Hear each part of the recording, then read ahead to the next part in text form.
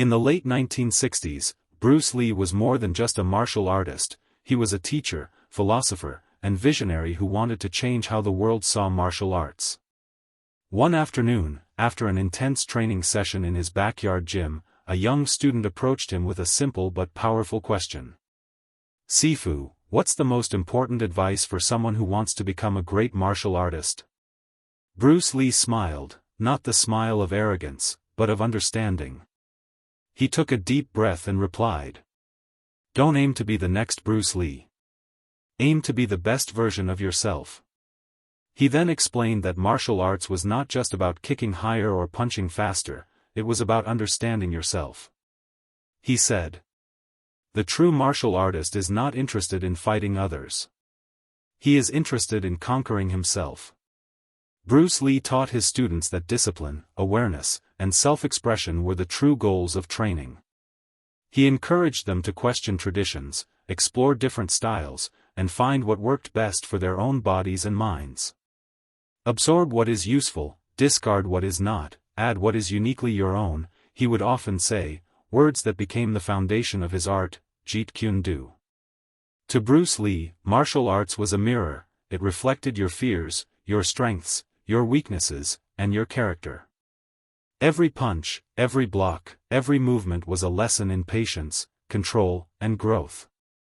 As the sun began to set, Bruce looked at his students and said, "Remember, it's not about how strong you are. It's about how aware you are. A true fighter trains the mind before the body." That day, his students realized that Bruce Lee's advice wasn't just about martial arts, it was about life itself.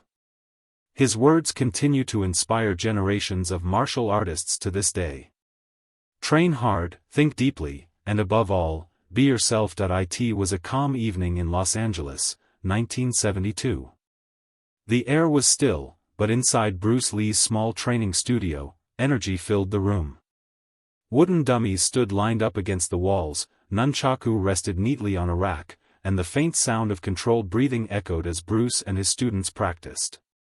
After a long, sweat-drenched session, one young student named David, full of passion but frustrated by his own slow progress, approached Bruce.